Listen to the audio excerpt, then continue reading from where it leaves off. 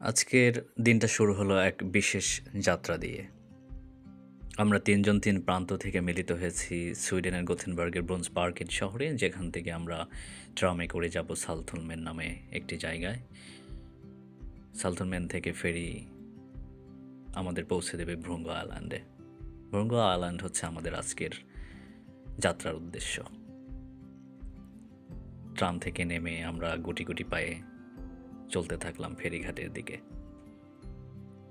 যেখানে ফেরি আগেই উপস্থিত ছিল।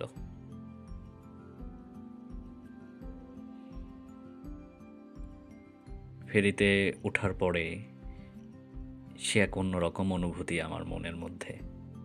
নীল সমুদ্র, ঠান্ডা বাতাস, ওয়াও! আর দূরের দিগন্তে সূর্যের আলোর ঝলমলে আবহাওয়া যেন আমাকে সত্যিই মুগ্ধ করেছে। ফেরি ডেকে দাঁড়িয়ে আমি একবার এদিকে যাচ্ছি, একবার ওইদিকে যাচ্ছি। আমার মনে হচ্ছিল যে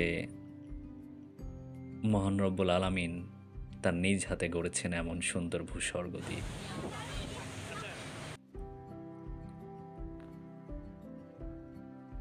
সমুদ্রের মাঝখানে দ্বীপের ভেতরে কি সুন্দর সুন্দর ঘরবাড়িগুলো, সত্যিই মনোমুগ্ধকর এক পরিবেশ। এখানকার জনসাধারণ তাদের জীবনযাপন বেছে নিয়েছেন কি এক মনোমুগ্ধকর পরিবেশে। নেই কোনো কোলাহল, নেই কোনো শব্দ, শুধু আপনি শুনতে পাবেন সমুদ্রের গর্জন। শহরে কোনো যানজট কোনো কিছুই নেই এখানে। এমন একটা পরিবেশে বসবাস করা সত্যিই ভাগ্যের ব্যাপার। এখানে ছোট ছোট ৭-৮টি দ্বীপ রয়েছে, তার মধ্যে ৩-৪টা দ্বীপে মানুষ বসবাস করেন। তাদের দৈনন্দিন কাজকর্ম শহর থেকে করে শেষ করে আবার পুনরায় ফেরিতে করে তাদের এখানে ফিরে আসেন।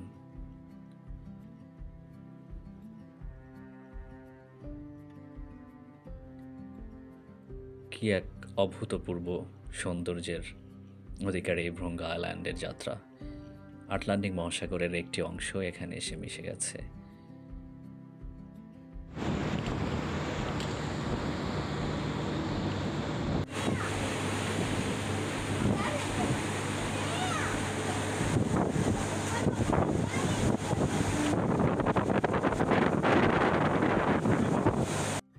এটা আমার লাইফের বেস্ট একটি ভ্রমণ, যার মাধ্যমে আমার সমস্ত স্ট্রেস, সমস্ত ক্লান্তি এক নিমিষেই দূর হয়ে গিয়েছে।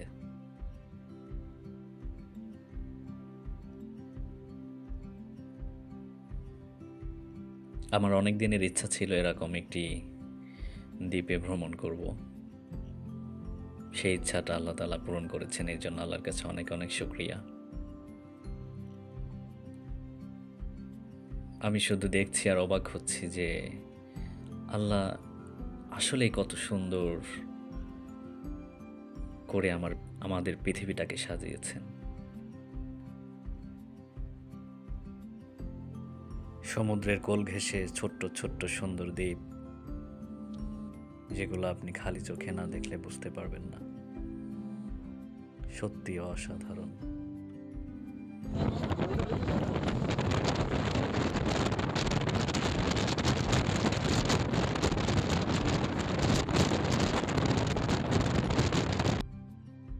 কিছুক্ষণ পরেই দ্বীপটি চোখে পড়ল, সবুজে মারা ছোট্ট স্বপ্নের মতো এক টুকরো ভূমি।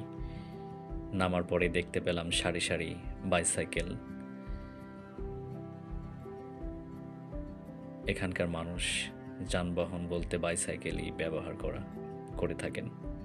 আমরা গুটি গুটি পায়ে দ্বীপের এদিক সেদিক দেখতে লাগলাম, দু একটা ছবি তুলতে লাগলাম। কি সুন্দর দৃশ্য! ছোট্ট একটি দ্বীপে ছোট্ট ছোট্ট ঘরগুলো সত্যি অসাধারণ। সুইডেনের গোথেনবার্গের ঘরবাড়িগুলোর এমন দৃশ্য সত্যি মনোমুগ্ধকর। দ্বীপের ছোট ছোট পাথরের রাস্তা ধরে আমরা হাঁটতে থাকলাম। ওই উঁচু একটি পাহাড়ে ওঠার জন্য। অবশেষে পাহাড়ে এসে চারপাশটা একবারে দেখার জন্য আর কি। এখানে ওঠার পরে পুরো শহরটাকে দেখা যায়। আর এই যে নীল জলরাশি শহরে আশ্রে পড়েছে, মানে দ্বীপের মধ্যে আশ্রে পড়েছে, এটা সত্যি অসাধারণ একটি পরিবেশ।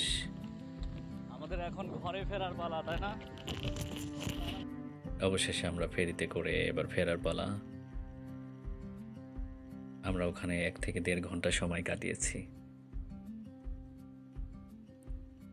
আমার জীবনের যদি বেস্ট একটা ভ্রমণ হয়ে থাকে সে হচ্ছে ভ্রঙ্গ আইল্যান্ড ভ্রমণ। সত্যি অনেক মজা করেছি। আপনারা চাইলে গোথেনবার্গের ভ্রঙ্গ আইল্যান্ডে ঘুরে আসতে পারেন।